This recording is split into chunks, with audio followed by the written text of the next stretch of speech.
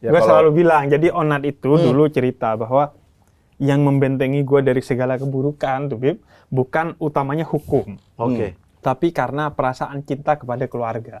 Oke. Gue cinta sama baby, gue cinta ke anak-anak gue, apalagi sekarang anaknya 2 gitu, ke Juan dan anaknya. Jadi itu yang membentengi Onat dulu dari entah itu narkoba, entah keburukan, apapun kriminalitasnya, keburukannya. Onat tuh jauh. Bukan utamanya karena takut hukum, tapi karena cinta kepada keluarganya. Dia gak mau keluarganya sedih, keluarganya hancur, dan lain sebagainya. Dan menurut gue itu... Gak usah diatur. Kalau mau nangis, mah nangis aja.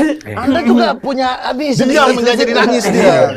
Ini lagi pasti. Oke, silakan. Dan menurut gue itu kekuatan utama. Dan terbukti sekarang, ketika Onat gini, penyangga utamanya akhirnya adalah baby kan, sebagaimana diceritakan oleh Onat sendiri. Dan gue berusaha juga hadir di sana untuk menjadi bagian dari keluarga Onat, menyangga emosional Onat dan lain sebagainya secara mental ketika jatuh, karena gue gak mau hanya berteman dengan Onat ketika di atas, tapi ketika jatuh juga berteman. Tapi gue dan baby kebetulan juga sama-sama sadar bahwa Onat selama ini bukan hanya butuh pelukan sosial, tapi juga butuh sanksi sosial agar dia jera, tapi gak sampai hancur. Makanya dipeluk, tapi harus dikasih sanksi sosial. Karena itu, gua ngasih sanksi sosial dengan login tahun ini tanpa Onat.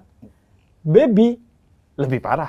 Apa? Maksudnya Sekali lagi nyebur, kata baby, kita pas Coki nggak disuprot apa karena Coki nggak punya istri maksudnya? Nah itu tapi kan bantu lah. ketika Onat juga itu yang kelihatan cuma story. Padahal sebenarnya ke Onat gue datang ke keluarganya di malam pertama Onat ditangkap, datang ke keluarganya. Kemudian ke rehab beberapa kali, ngasih buku dan lain sebagainya. Jadi kadang nggak semua orang tahu